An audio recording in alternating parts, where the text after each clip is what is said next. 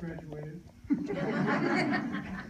So anyway, she was the one who really kind of came up with the idea behind teammates. And back in 1991, I came home from work one day, and she'd been watching television, and she said she had an idea, and it always struck terror into my heart. An idea, and but she'd seen a program on this guy named Eugene Lang, and he was an old guy, probably about like me now, and he'd been asked to go back to speak at his elementary school, and he was surprised at all the changes that had occurred. And so, kind of on a whim, he'd been a businessman and made some money. He said, you know, if you kids will stay out of trouble and graduate from high school, I'll pay your way to college. So Nancy was kind of impressed by that. She said, is there something that we could do?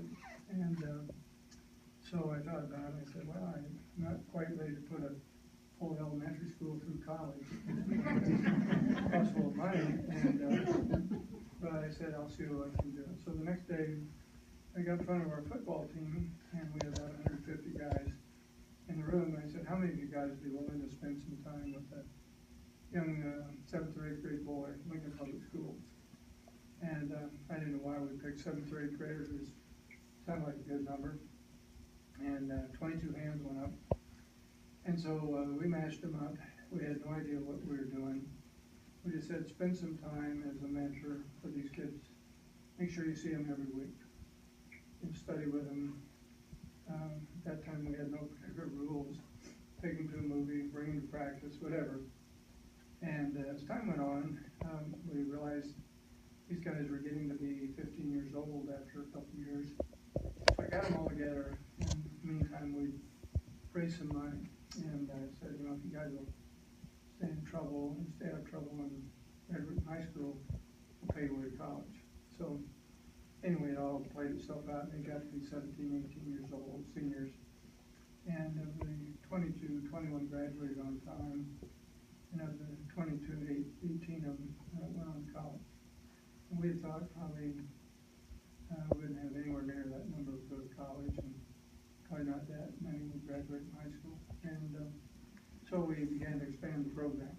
And so today, about 7,500 kids and teammates from about 130 communities all across Nebraska into Iowa. We have one chapter in San Diego. Some guy retired from Nebraska, went out there, decided he wanted to do something with his time, and started a chapter. They've been doing pretty well. And so anyway, that's kind of what we're up to. And so the thing I want to make sure you all understand is that teammates is for everybody. And most successful people, if you ask them, they will tell you that they had at least one mentor, and many of them had 2 or 3 mentors during their lifetime. And for instance, Warren Buffett at our teammates gala every year in Omaha. And Warren Buffett, for those of you who are younger, don't know anything about Warren. He's gained some fame and notoriety because he's a very wealthy individual. He is worth about $45 billion. So if you have $45 billion, then people are more apt to listen to what you have to say than if you don't have $45 billion, which I don't have. But he can very specifically mention 3 people that at significant points in his life became mentors to him. And each one of those people made a significant difference in his life. He had good parents, and so it's not in any way an aspersion on parents. It simply is the fact that most people can benefit from having an additional caring adult in their life. And so I want to thank you, mentors, for doing what you're doing. And we think a mentor, I'll talk about it a little bit, but mentor really does 3 things. The mentor cares unconditionally, and the biblical term called agape. And what that means is simply unconditional, positive regard.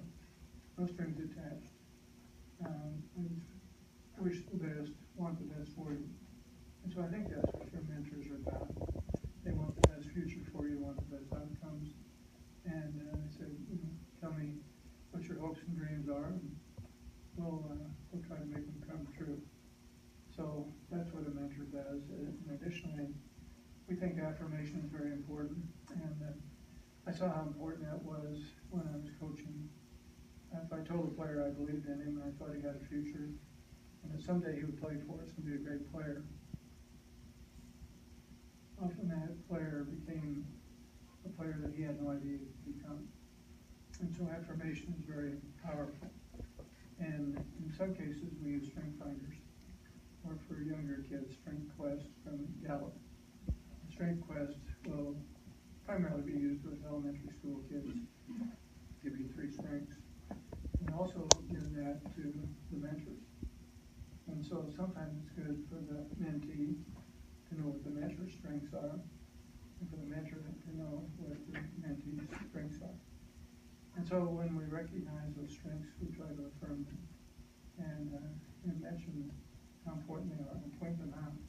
Because most people, for whatever reason, are not fully aware of what their strengths are. Everybody has some abilities, some things that they can do better than most other people. And it's kind of strange, but because they come naturally to us and because they're kind of easy for us, a lot of people don't really recognize them as strengths. And so we think that's important to recognize strengths. And lastly, I think your mentor probably provides a little bit of a vision or perspective of the future, what you can become. And sometimes when you're young, I used to be young at one time, and I never thought very far beyond the next football game, or the next basketball game, or maybe the next test. And but having somebody can think through, what lies down the road a year from now, 2 years from now, and maybe even 10 years from now is really important. And kind of plan your life in such a way that you end up where you want to be 10, 15 years from now. And so we think it's important that everyone has a marketable skill. And what we're talking about is some skill where you can earn a good living. And that means you need a high school education. It also means that you probably need some post-secondary education. Now, post-secondary education would mean community college, a trade school, or a 4-year college or university, because that's where you get that type of training. Somebody's going to want to hire you and pay you a good salary. And certainly a high school diploma is basic. A high school diploma is something that everybody has to have in today's world. We hope you're planning that. But we have scholarships. We do a lot of work to transition young people from the time they're about sophomore, junior in high school to get into college, some type of advanced training. And we think that makes all the difference in the world. Because if you have an advanced degree, you're going to make about 2 to 3 times as much money in your lifetime as if you only have a high school diploma. And of course, that's the difference between just scraping along and being able to take care of your family in a pretty good way. So that's kind of what we're about. And so anyway, you guys have any questions, anything you want to ask about? Anything you want to ask Nancy about? She can tell you all about me, and then I'm not always the greatest guy in the world. Even though sometimes I tell people I am. Any questions about anything? Yes, ma'am. What was her next right idea? Next one?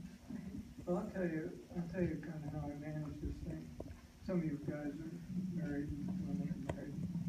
And when we first got married, I had read a book that said you ought to kind of set the ground rules in your marriage. I got Nancy's side.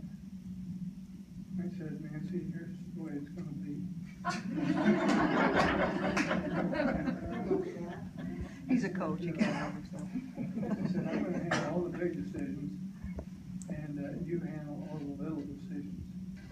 And so we've been married now 52 years, and so far there have not been any big decisions.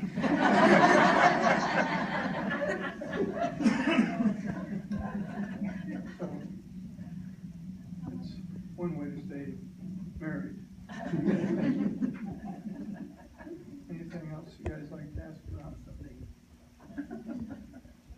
she's had a lot of big ideas since then. Good, son. Right now, she's talking about us moving from one house to another. And I'm kind of tired of likes to stay where I am. We live out on a little acre. There's a nice pond out back where there's some fish. And there's a goose on the pond. And a fox on the pond. Tell them what the goose did this morning. I spread some grass seed. In your suit. He was in a black, he'd been to a funeral, so he was all dressed in black. And he went and got the grass seed, and I looked out the window, and he's out there in his suit throwing grass seed on the ground. And this goose that sits on our pond goes across the road to kind of a grassy area to eat everyone, because the female goose is on the nest. And the goose will stand there looking at it and starts walking right at him, you know, and came within 10 yards of him, which is really unusual, because usually they're kind of spooked by something like that. So I He was just surprised. He'd never seen a guy in a black suit.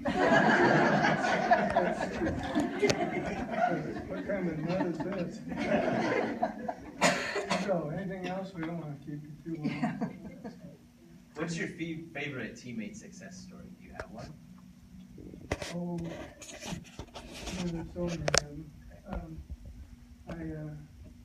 What I do, you know, our kids are going to be seniors, or kids are going into college.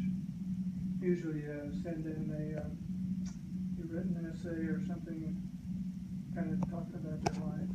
And so one of them is a young lady who goes to Peru, and she was living with her grandfather. Didn't get along too well with her grandfather, and her parents didn't have any parents.